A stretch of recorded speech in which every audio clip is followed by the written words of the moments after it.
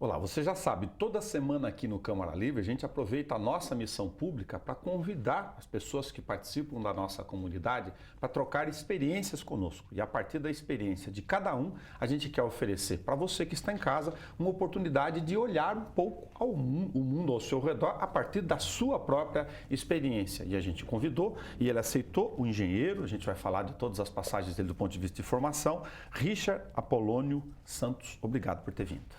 Obrigado, Nelson. É um prazer estar aqui, colaborar com vocês e com toda a comunidade aqui de Bauru a respeito do tema que nós vamos discutir hoje. Antes da gente entrar em alguns temas muito importantes aqui do município, como a questão da nossa capacidade ou da falta dela cultural de participar do ideal ou do modelo oferecido pelos estudos em relação à questão do lixo, desde a casa, da forma nossa de fazer a separação, até a forma de colocar na rua, de como isso se organiza do ponto de vista das cooperativas, do poder público nas suas responsabilidades, eu vou fazer alguns recortes contigo aqui. Okay. Você é filho de pais bauruenses, você é formado em engenharia civil, fez engenharia de segurança do trabalho, fez pós, fez também na área de gestão integrada, um sistema de gestão integrado e está engenheiro graduado do ponto de vista da sua árvore genealógica, acadêmica e central. Eu perguntei tudo isso para te perguntar outra coisa. Qual é a sua memória afetiva de infância? Você consegue olhar lá atrás e explicar para você mesmo por que você quis engenharia? Olha, eu cresci dentro da área de construção civil, então tem uma história que eu acompanhei muito. Meu pai na minha infância, trabalhou por algumas construtoras, especificamente muito tempo para uma, e eu vi a construção civil sobre os olhares da execução. Então, eu acabei fazendo antes da graduação técnico em edificações, conheci a área e fui para a área de engenharia civil. Depois eu conheci a outra área, que é a segurança do trabalho, engenharia de segurança do trabalho. E no momento mercadológico que não estava propício para a engenharia civil, eu acabei me inserindo na área de segurança do trabalho e ficando até hoje, onde eu faço os meus trabalhos como autônomo. Legal. Eu estava comentando com você, pegar um outro recorte e aproveitar a tua experiência. Eu não conheço nenhum que está do lado de lá, estou colocando no lugar deles, quem por falta de desconhecimento, às vezes até com boa intenção, não tenha errado e feito alguma gambiarra em casa na hora de se meter a subir no telhado, por exemplo, não colocar o andaime correto para poder trabalhar mexendo com engenharia civil ou se dar de engenheiro e construtor de obras e pegar uma escada e sair apertando parafuso. Segurança do trabalho tem uma relação direta proporcional com evitar acidentes, por exemplo? Também. Hoje, quando você fala em gestão de risco, cada um faz a sua gestão. Você tem bastante bibliografia sobre isso. Então, você tem a gestão de risco dentro de casa. Uma mãe que cozinha e tem uma criança pequena, se ela deixa ou não que a criança entre ao ambiente da cozinha, correndo algum risco quanto àquilo ali, ela pode fazer essa gestão de risco só acompanhando a criança e não deixando que chegue perto. Ou ela pode colocar barreiras, separar a cozinha dos outros ambientes e deixar no ambiente. Comprar um chiqueirinho e a criança ficar no chiqueirinho. A gestão de risco ela é intrínseca à nossa vida. Nós corremos os riscos financeiros e diversos outros riscos na nossa rotina. Então, assim, a segurança do trabalho ela vem o quê? Para gerenciar dentro das organizações os eventos de acidentes e de doenças ocupacionais.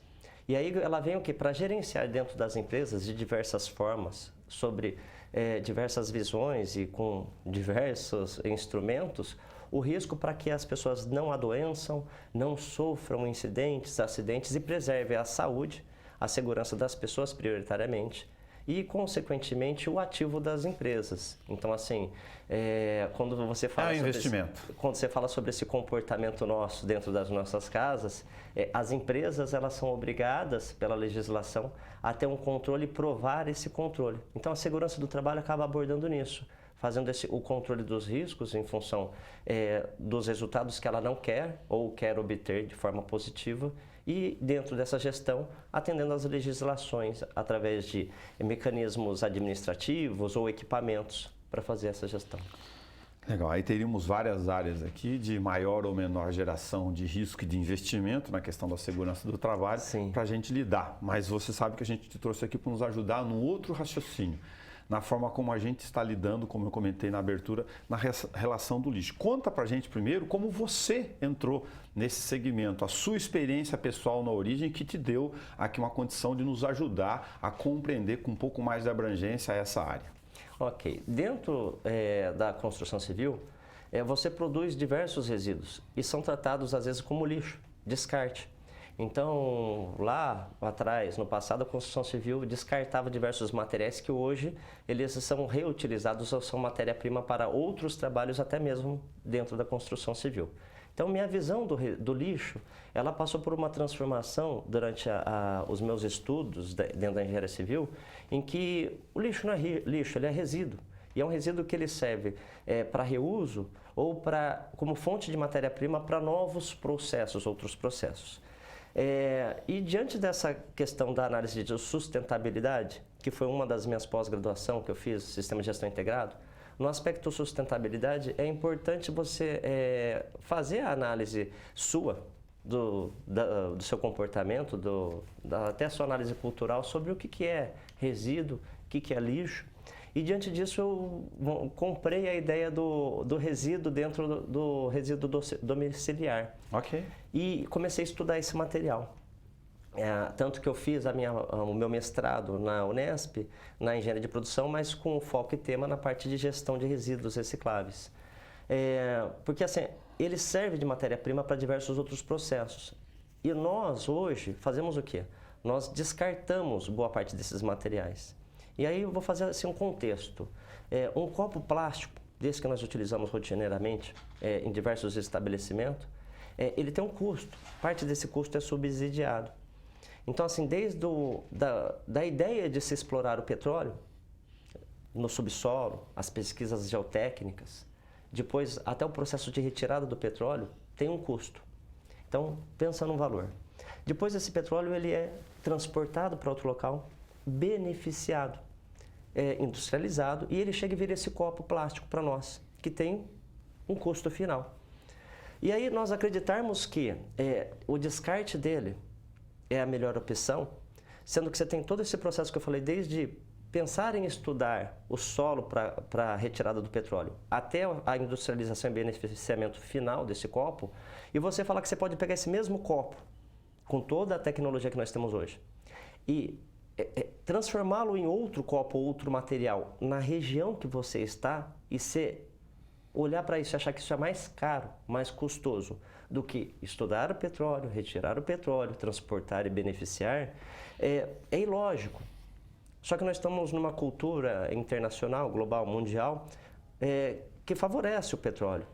Mas assim, se nós tivéssemos soluções municipais junto das universidades, como em Bauru tem várias, para reciclagem desse material, ao ponto de nós termos tecnologias sustentáveis para que fique mais barato o material reciclável do que o material novo, nós teríamos soluções maravilhosas para todos os materiais. Para as pessoas entenderem dentro da vertente das suas experiências, além do mundo acadêmico nesta área, num determinado momento da sua formação e da sua convivência comunitária, você participou da organização do que a gente está discutindo hoje, a possibilidade das cooperativas participarem em uma outra dimensão desse serviço. Isso. Dentro desse processo de reciclagem, você tem diversos aspectos, políticas públicas, instrumentos, ferramentas, gestão de como isso vai acontecer, logística.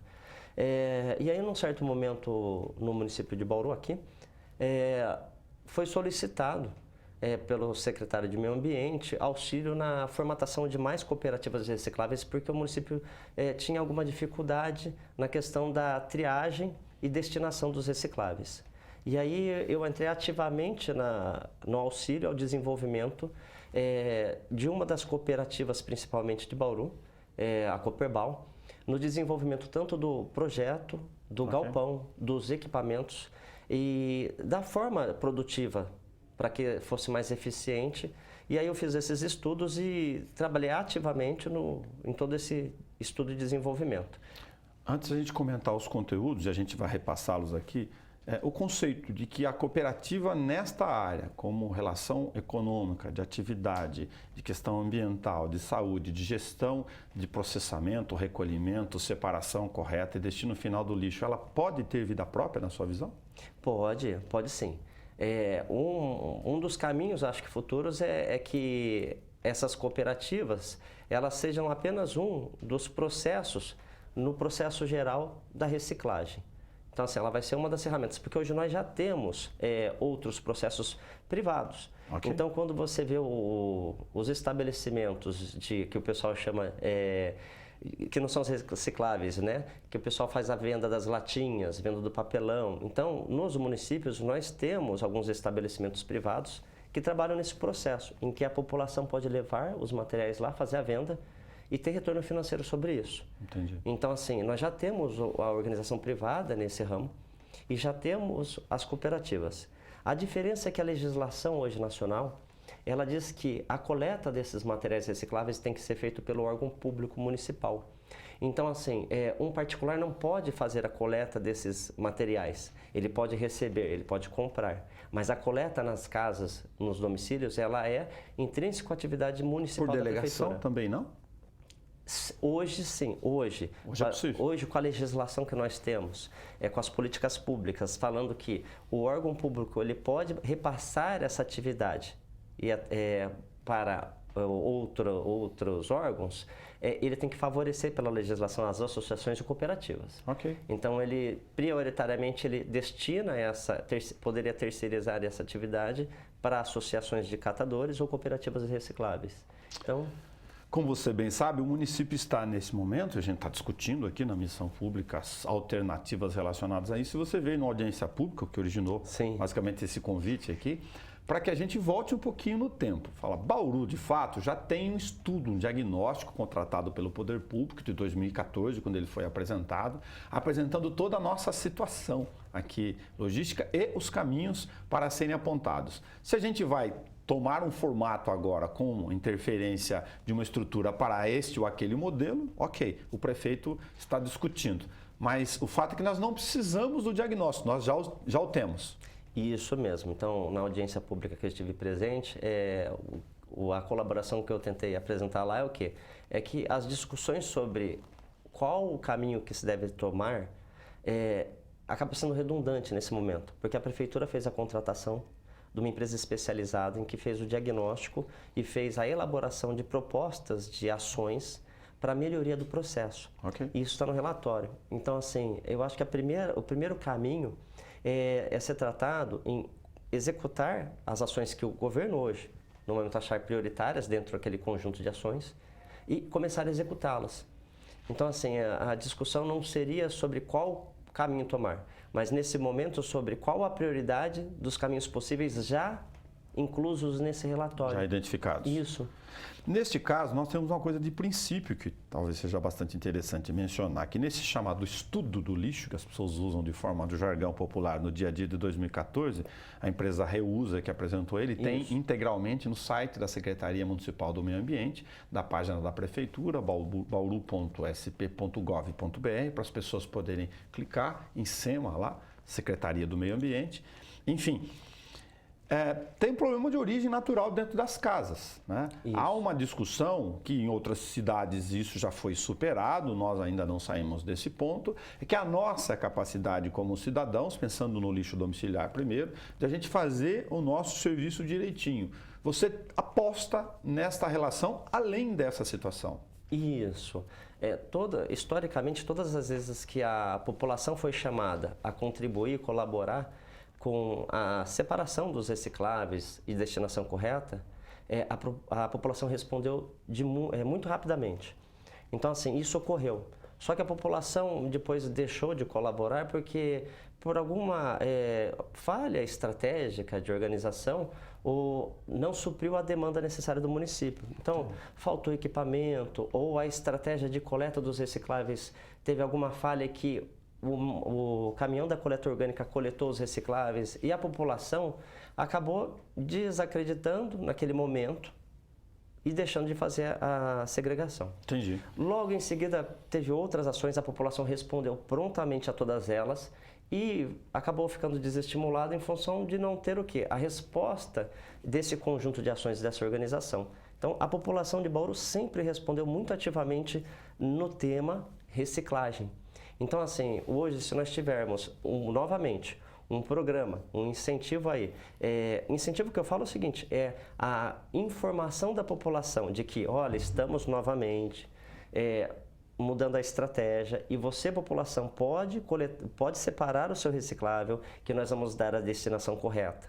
E o caminhão passa no momento certo, em todas as ruas do bairro, a população vai destinar. Mas você aposta num passo a mais, que também o diagnóstico, como disse, nós temos no programa do Reusa, de que esse cidadão, com um trabalho de tempo, não vai ser da noite para o dia, de que ele mesmo leve esse material dele separado para pontos específicos? Isso. Na época que eu auxiliei tecnicamente a Cooperbal, muitos munícipes, levavam da sua casa para a cooperativa o material reciclado. Às vezes, assim, ele colocou na rua e o caminhão acabou não passando na rua dele, ele tomava a atitude de pegar aquele saquinho, andar às vezes quilômetros e levar na cooperativa. Entendi. E isso eu vi ocorrer diversas vezes. E assim, Bauru tem um planejamento para a instalação de mais pontos de ecoponto. Sim. Então, se em cada bairro nós tivermos alguns pontos de ecoponto, a população não precisaria se deslocar muito. Para a destinação aos ecopontos. Uma logística que reduzisse as distâncias desses centros de distribuição. Então, se a gestão dos ecopontos tivessem um maior número de ecopontos e falasse para a população que ela pode, dentro da necessidade dela, levar esse material para o ecoponto, eu vi que isso aconteceu. Basicamente, você estaria, para a gente ser bastante objetivo, olha, o chamado rejeito, que é o conceito do que sobrou da comida, lá mesmo, você põe na rua, passa que hoje a indústria vai receber, mas o plástico, o papelão, isso aqui você separa aí e leva até esse centro de distribuição, vamos chamar ele, como seriam os ecopontos. Isso, se você não quiser aguardar o caminhão da coleta seletiva. Sim. E claro, se você fizer uma gestão, não vou apresentar a solução aqui, porque tem que ser feito até outros estudos em questão de quantidade de equipamento, pessoal. Okay. Mas assim, se fosse mais regular a passagem da coleta seletiva nos bairros e ela tivesse assim, cobrisse 100% da área do município, todas as ruas, mesmo que ela fosse mais espaçada, fosse uma vez por semana, uma vez por quinzena, eu acredito que a população aguardaria esse momento, desde que tivesse a certeza que ela passasse. Ou, antes disso, levasse ao ecoponto. Vou citar aqui dois elementos que são interessantes para quem está nos acompanhando. Já deve ter alguém se perguntando, assistindo o nosso lab. Um dado, pera lá. A prefeitura, infelizmente, por uma série de razões, nós estamos procurando culpados aqui. Nós estamos discutindo soluções e caminhos, né? Na nossa referência. Ela, infelizmente, não tem a cobertura, o estudo prévio da Caixa Econômica Federal, só para repassar para eles que estão nos ouvindo aqui, mostra que, de fato, a gente não cobre 2/3 da área física da cidade no sentido efetivo de recolhimento. Uma coisa é pegar o caminhão e dizer que ele cumpre um percurso. A outra é de que ele faz a recolha. Até porque não temos, em boa parte, ainda o hábito arraigado, cultural, de fazer a separação nos dias corretos, por essa série de razões que você está falando. Agora eu vou pegar um outro ponto. A gente tem uma série de matérias aqui da nossa realidade que alguém deve estar se perguntando do lado de lá, poxa, Richard, mas tem muita gente também que, infelizmente, por uma questão cultural da falta dela, suja o terreno da frente, procura... Nós estamos contando com essas pessoas, fazem parte da nossa comunidade. É que este ponto certamente deve estar na cabeça de quem está do lado e fala, poxa, não vai funcionar. Na opinião deste contingente. Você está apostando que a força do coletivo faça esse cara parar de fazer isso também? Olha, é uma transformação cultural que leva um certo tempo. Nós sempre vamos ter esse tipo de perfil dentro da nossa população. Daqui a 10 anos ainda isso vai ocorrer, mas com certeza numa quantidade muito menor. Quando você dá a informação correta, instrui corretamente, não fala o seguinte, olha, o que você não deve fazer. Fala assim, não, você deve fazer, mas faça dessa forma.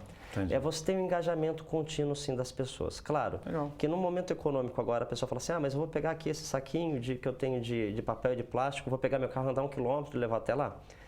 Se você fizer uma logística dentro dos bairros, de quais são os pontos em comum, as pessoas passam de bairro a bairro ou para o bairro a centro. Então, se os ecopontos ficarem de forma estratégica nesses locais, a pessoa vai passar em algum momento de carro ali. Mas eu pego o ônibus, eu uso o sistema público de transporte. Essa pessoa teria a opção da coleta seletiva e também teria a opção de, no final de semana, em algum momento que ela tivesse mais disponível, levar até o local.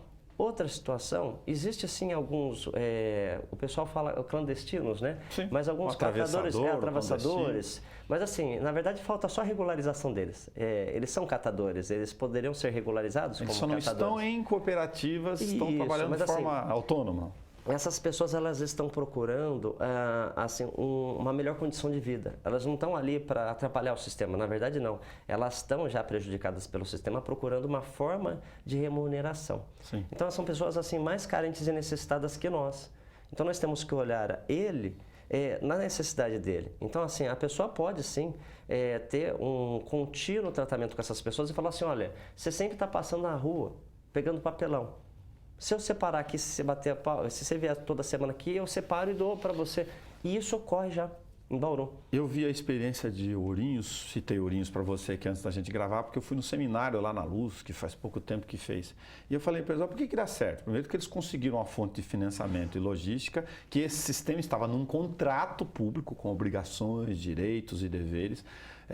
Bastante claro o que as cooperativas organizadas, cadastradas, tinham com a sua mão de obra, o seu formigueiro operário aí, distribuídos em todos os centros das regionais da cidade, cadastradas com uma obrigação com o poder público. E aí tem essa relação bastante definida. O segundo é que eles conseguiram uma fonte de financiamento federal que fez lá o separador, os pontos de triagem, situações de transbordo, não sei como está hoje, mas foi o que eu ouvi deles. E um terceiro, que eu achei bastante interessante, falou, olha, nós não temos interesse de que esse sistema não funcione, porque nós somos o nosso próprio incentivador. Então, a ação casa a casa das cooperativas praticamente eliminou os atravessadores que a gente está mencionando aqui. Então, isso é uma das ações que inclusive está no relatório da Reusa. Acabei não comentando as ações porque estão todas no relatório. Eu acho que assim seria redundante nesse momento estarmos abordando lá dentro. Mas uma das ações fala no trabalho regional das cooperativas de instrução dos bairros próximos na questão da educação ambiental, de que ela faz essa coleta. Então, assim, essas pessoas, como eu falei, elas já se mobilizaram próximo das cooperativas para levar até as cooperativas esse material. E algumas cooperativas até fazem a busca, quando combinado, desse material. A busca ativa, Isso, a busca ativa. Isso daí ocorre já. Então, assim, já é parte do processo, já existe. E, assim, não é algo diferente. Então, nós só teríamos que desenvolver e melhorar isso daí. Sim, nós estamos com pontos falhos aqui enquanto não resolvemos a aplicação das soluções que a gente está falando no caminho. Um dado importantíssimo para a gente referendar ainda, para aqueles que não ouviram, é que do que nós produzimos de lixo, grosso modo, na nossa experiência aqui, em outros tantos municípios, nós estamos gastando dinheiro do ponto de vista orçamentário para levar pouco mais de 30% que não precisaria ser gasto, porque se pesa e se paga com essa logística toda, inclusive com o aterro sanitário. Isso. Particular. Eu tenho aqui até os dados do relatório da Reusa, são dados anterior a 2014. Claro que teve alguma alteração, sim, nessas informações, mas já em 2014, o volume de material coletado nas residências de Bauru, 30% desse volume, 30%, são da família dos papéis e da família dos plásticos. Claro, você tem mais alguma porcentagem de outros materiais também recicláveis, como vidro, metal. Então, assim, se nós conseguíssemos instruir a população a só desse material, a todo o plástico e todo o papel ser retirado do resíduo, nós reduziríamos em 30% o material. 90 toneladas para os dados atuais, dos 300 dias. Dá próximo de 3 toneladas por dia que a prefeitura deixaria de pagar lá para o aterro privado. Desculpe, sua conta está correta, porque eu estou fazendo em cima do peso, não é essa conta, é do volume. Isso, mas assim, então nós teríamos aí uma redução talvez de 30% do que hoje é gasto pago para a iniciativa privada na destinação dos resíduos. Então nós teríamos uma economia sim municipal diária, vamos falar assim, diária, mensal e anual, mas uma economia num valor total de até 30% do que hoje é gasto com o resíduo orgânico. Se você vê oportunidade ou chance efetiva da sua experiência de autossuficiência em relação às cooperativas, se esse sistema for organizado, do jeito que nós estamos falando aqui?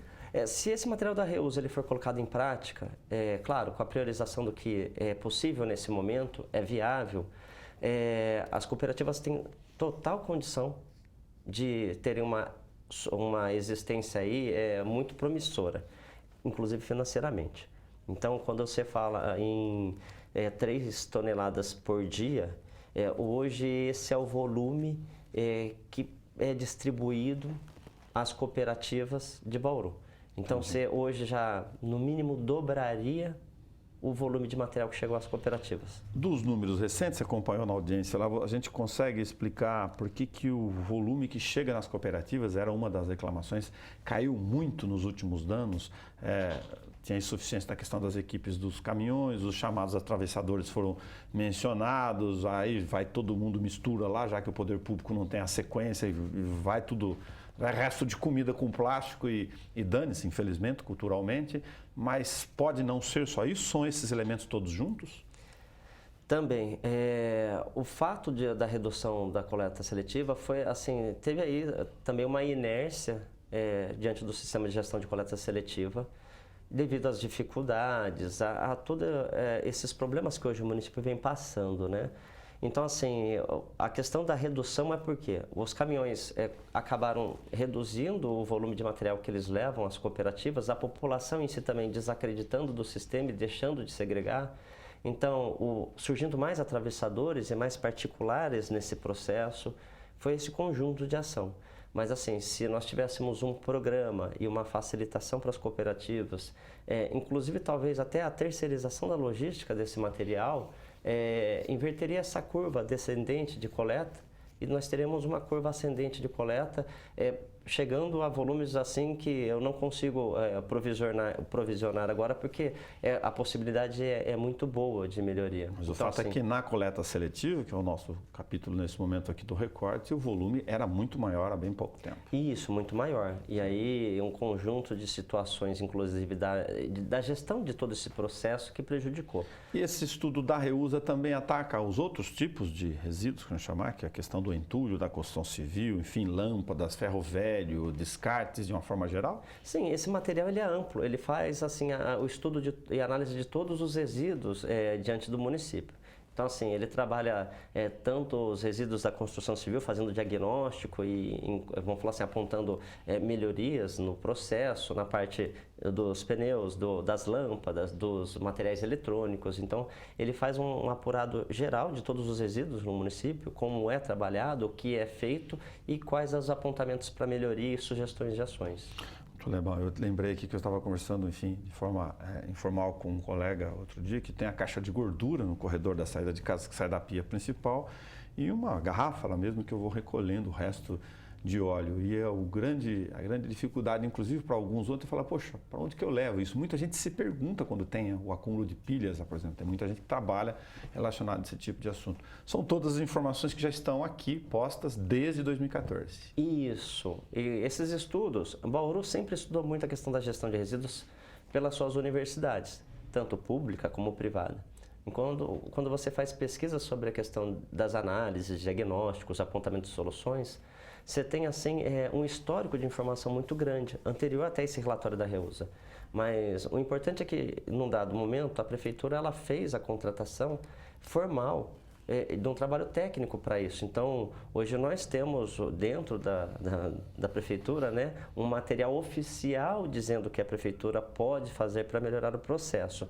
Mas os estudos científicos continuaram.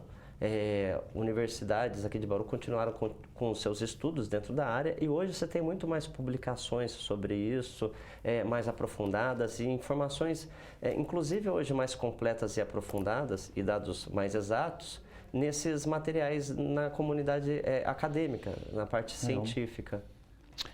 Richard Apolônio Santos, viu como é rápido o nosso bate-papo? Sim, muito rápido. Se você não pôde comentar alguma questão que eu te interrompi, por favor, fique à vontade.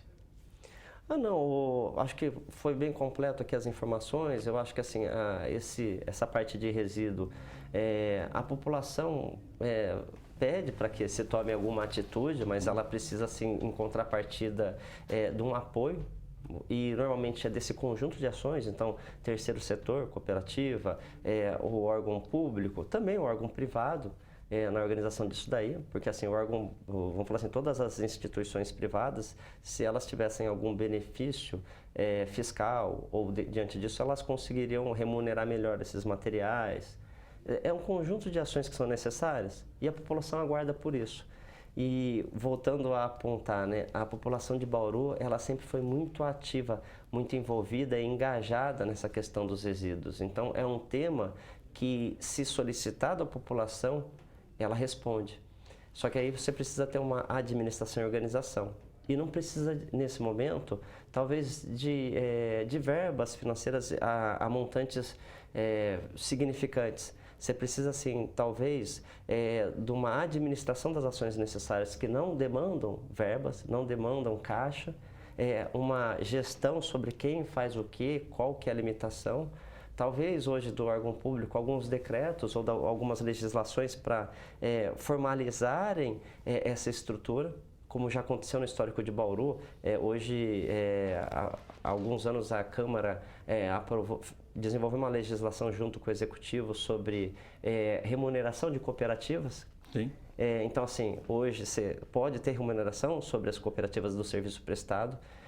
Você pode declarar as cooperativas de recicláveis como de utilidade pública, porque hoje a legislação fala que cooperativa não é utilidade pública, mas se a prefeitura quiser, ela pode alterar um item do decreto falando que as de ser recicláveis, pelo trabalho desenvolvido, pelo histórico e pelo que ela traz de benefício para o município, ela é sim de utilidade pública. Isso facilitaria fontes de financiamentos, tanto governamentais como privados, para as cooperativas. Isso não está no relatório da Reusa. Então, estou comentando aqui por quê. Claro. Fora a leitura do relatório, essas informações são necessárias também. A terceirização da logística seria primordial, porque hoje, por uma administração financeira hoje que nós temos na autarquia da Endurbe, ela utiliza parte dos recursos que são dos recicláveis para fazer a gestão ali interna dela de uma forma que, se essa remuneração fosse para uma cooperativa terceirizado, ela talvez tivesse a condição de dar manutenção, equipamento e renovação de equipamentos para a logística muito melhores do que hoje estão ocorrendo pela autarquia. Então, você tem outras ações que estão publicadas em diversos materiais científicos aqui na comunidade de Bauru e até internacional, porque uma das publicações que eu fiz para a revista internacional sobre o tema, Legal. cooperativas de Bauru, e aqui com o estudo de caso de Bauru. Então, você tem outras soluções fora essas da Reusa. E você tem muitas soluções que não demandam verba, demandam gestão. Richard Apolônio Santos, filho da dona Evanilda, com o senhor Norberto.